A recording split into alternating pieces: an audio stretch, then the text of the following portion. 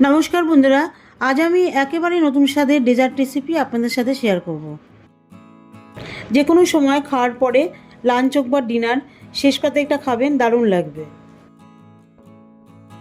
রেসিপিটার জন্য প্রধান উপকরণ টক দই নিয়েছি। টক দই এখানে 220 গ্রাম মতন আছে। একটা মিক্সার গ্রাইন্ডারে টক দই দিয়ে দেবো, সাথে একটুখানি জল দিয়ে গ্রাইন্ড করে নেব।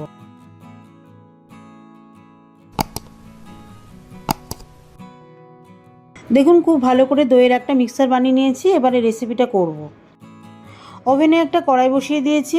কড়াইটাকে বেশ ভালো করে গরম করে নিয়েছি। এবারে দিয়ে দিচ্ছি 1 চামচ মতন ঘি। ঘিটা বেশ চামচ ভর্তি করে দিয়ে দিচ্ছি। ঘিটা কড়াইয়ে দেওয়ার সঙ্গে সঙ্গে বেশ গরম হয়ে গেছে। এবারে গ্যাসের ফ্লেমটা লো করে দিচ্ছি। পুরো রান্নাটাই আমি লো ফ্লেমে করব।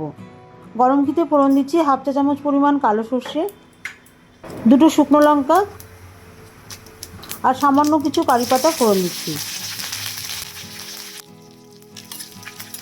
ফোড়নটা ভালো করে ঘিয়ের মধ্যে ভেজে নিচ্ছি, যাতে ফোড়নের যে ফ্লেভারটা সেটা পুরোপুরি ঘিয়ের মধ্যে চলে আসে। কারি পাতা, সর্ষে, শুকনো লঙ্কা সব কিছুর একটা সুন্দর ফ্লেভার আসছে। আমি রেসিপিটাতে ঘি ব্যবহার করছি যাতে স্বাদের মধ্যে একটা নতুনত্ব আসে। তো আপনারা চাইলে এটাতে সাদা তেলও ব্যবহার করতে পারেন ঘিয়ের পরিবর্তে। যাই হোক, ফোড়নটা খুব সুন্দর করে ভেজে নিয়েছি। এবারে ফোড়নের মধ্যে ফেটিয়ে রাখা দইটা দিয়ে দিচ্ছি। দইয়ের মধ্যে সামান্য একটু জল মিশিয়ে দিয়ে দিলাম। সাথে সাথে একটা কাঁচা লঙ্কা কুচি দিয়ে দিলাম আর একটুখানি লবণ দিয়ে ভালো করে মিশিয়ে দিচ্ছি।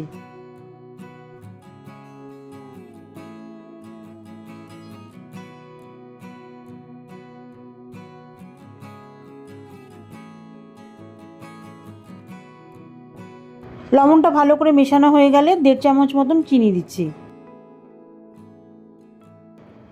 চিনিটাও বেশ ভালো করে মিশিয়ে দেব।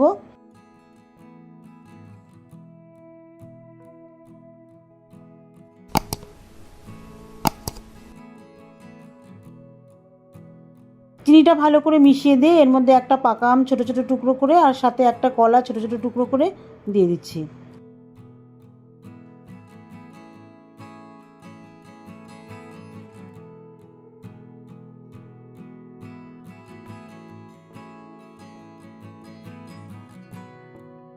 কলা আর আম দিয়ে দেওয়ার পরে 1 মিনিট মতন ফুটিয়ে গ্যাসটা অফ করে দিচ্ছি।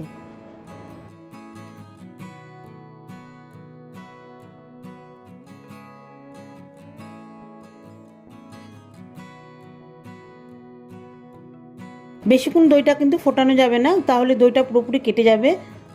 পুরো রেসিপিটা করতে আমার 2 থেকে 3 মিনিট লেগেছে। এর থেকে বেশিক্ষণ ফোটালে দইটা পুরোপুরি কেটে যাবে, খাওয়া যাবে না।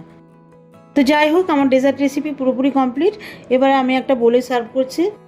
দেখা হবে পরবর্তী ভিডিওতে নতুন কোনো রেসিপি নিয়ে। ভালো থাকবেন, সুস্থ থাকবেন আর আমার চ্যানেলটিকে লাইক, কমেন্ট ও সাবস্ক্রাইব করে আমার পাশে থাকবেন।